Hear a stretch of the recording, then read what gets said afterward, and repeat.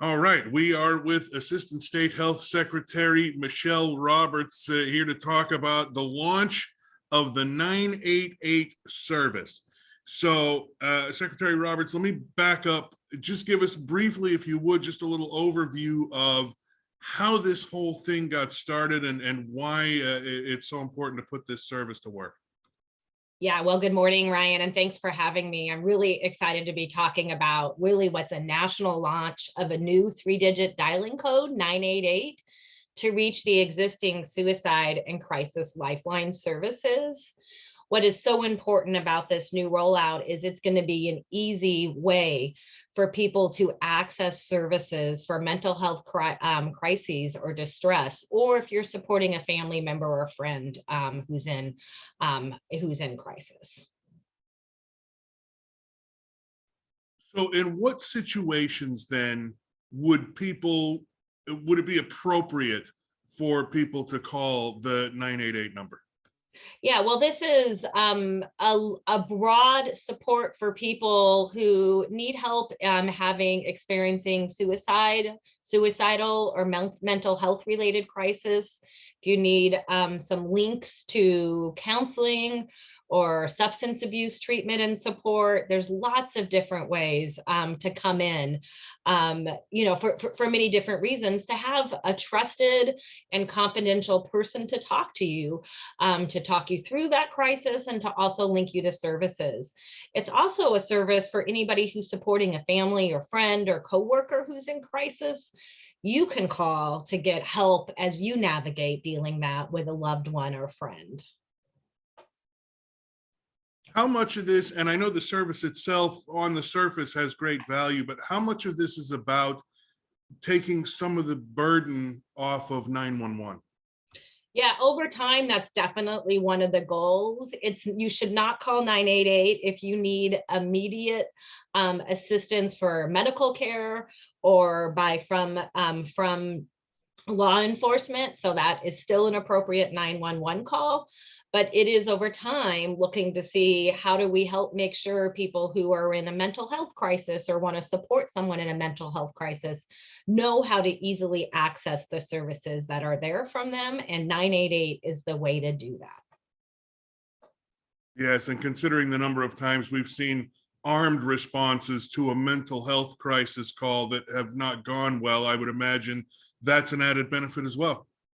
Exactly. And it's another way to get in. All of the National Suicide Prevention Lifeline centers, and we have 3 call centers here in Washington, are trained to support people in crisis, to be a confidential service. Text and chat services are available as well. Right now, just in English, but we're working on expansion to other languages as well. But it is a way to get behavioral health or mental health support quickly and with trained responders. So it's going to be a service that is really going to offer hope and a path forward for those in need. And you actually dovetail right into my next question, because you've touched on it here with these folks that are working the center and have this training. Who is it we get when we pick up the phone and call 988? Yeah, well, if you call 988, you are going to get linked to a network of national call centers. Anybody who has a Washington state code will get linked into our 3 call centers here in Washington. You have to become accredited to become a call center, you have to be accredited nationwide. So not just anybody who can do this. You have to basically apply and talk about, to be able to meet the criteria and the metrics they use for these. But it really is a series of staff who are trained to support in counseling and support for crisis intervention. We've hired an additional, our 3 call centers in the state have hired over 132 additional individuals to support what we know will be an increase in call volume now that it's kind of easier. There's an easier door in with the 3-digit 988 dialing code. And we have 3 call centers. We have one in Eastern Washington that supports kind of our eastern counties, and that is Frontier Behavioral Health. We have a call center that supports King County, and that's Crisis Connections. And then Volunteers of America of Western Washington answers calls for the other counties across the state. So you touched on it a little bit too. I wanted to ask, what if you're somebody like me who has a phone with an out-of-state area code? What do you tell them when you call? Yeah, well, right now, if you have an out-of-state area code, the way the national system works is, which is how who routes calls when you call the into 988, you will get routed to the state that's answering phone calls for that area code. They have a way to hand off the calls between the state if you identified where you were calling from. And long-term, this is something we're working together with our federal partners about working to change long-term so that we can answer calls or route calls based on geolocation. So basically where you're at instead of where your area code, but that's really a fix that needs to happen on the national level. Well, I'm going to go with better to get it started and sort Yeah. that out later because people need help now. So I've picked up the phone, I've called 988, and I've reached a crisis help person. What happens then during this call? Well, they're really just going to, well, first of all, it's really important for everybody to know this service is free and confidential. So you will have someone to answer it, to talk you through what's going on. You also have a few other options. If you're a veteran, like as when you call in, if you're a veteran or you speak Spanish, there'll be those calls will get routed to people who have additional training or either speak Spanish or have additional training to support veterans. But you will have your phone answered by somebody who's ready to provide confidential help and support. So they'll talk you through what's your crisis. They'll provide some counseling. If you need information or services, they'll help link you to that. All of the crisis call centers here in Washington kind of maintain support and directories for what types of services there are in the community. They can help link to mobile crisis teams as well. And that's an area longer term that all of us will be building up capacity for, to have mobile teams to be able to go out. There is some capacity now, but an area that will be continued to be built. And then also continue to, the state has passed some legislation that's starting next year for health that will require health insurers to offer next day appointments for people in a mental health crisis. And that will be another piece once that's established, it'll be able to help link people to. That part would be amazing, to be able to get somebody in the door the next day and not waste any time. Exactly. And you did touch on services. Can you give us some examples of what kind of services the people at the call center can link callers to?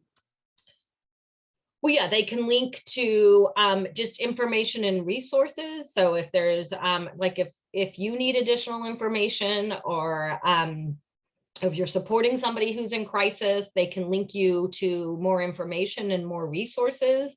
If you need a counselor or you need support. But the number one thing they're going to do is they are trained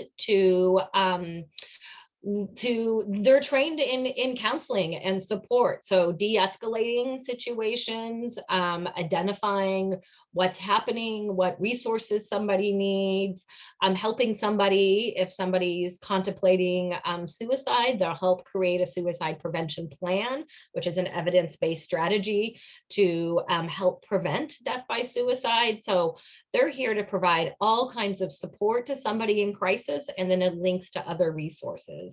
Same thing if somebody needs help in either preventing or getting treatment for substance use. That's another area where they're trained in to support that. So all different types of services. Nationally, data has shown that 98% of these situations would de-escalate. The crisis can be resolved and the immediate needs answered by talking to a trained 988 call center staff. So that's really incredible. But those other 2%, they can link to what other immediate community services are, and whether that's a mobile team or potentially they've got great relationships as well with 911. If a call does need, if there's an immediate threat, then we can work with 911 to address that as well. Okay, you answered my next question. I just want to make sure I'm right. If these people realize that this is a call that warrants 911 level service, there's a way they can connect them. Absolutely. This is 988 is a way into existing call lines, the National Suicide Prevention Lifeline. So they have fantastic relationships with 911, with the local crisis response teams in their communities. So yeah, there's ways to, if calls need in-person support, to get them transferred to the right person who can help with that, including 911. And I also want to make sure I'm correct in terms of linking people to services. That could include, am I right, referrals to mental health from a medical professional in that field?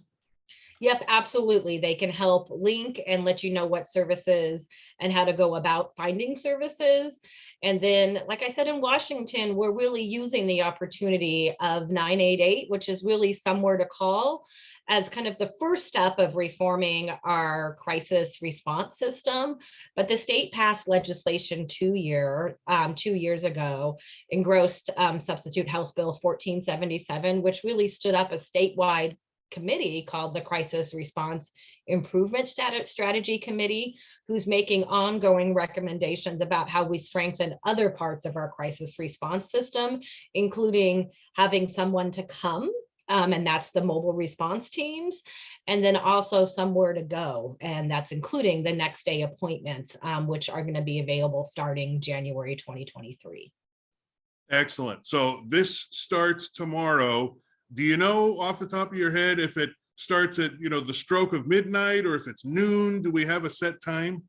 Yeah, I think all the telecommunications companies have to have it switched on starting, at probably midnight for to make sure their calls for any carrier in the U.S. will route to, if you dial 988, will route to the National Suicide Prevention Lifeline call centers. Excellent. So some of them have already turned that on, but tomorrow is the official federal deadline. Excellent. Assistant State Health Secretary Michele Roberts, really appreciate that. Thanks, Ryan. I really appreciate you letting know about Washingtonians about this really critical service, and that there is a place to call for help, and it can help bring hope.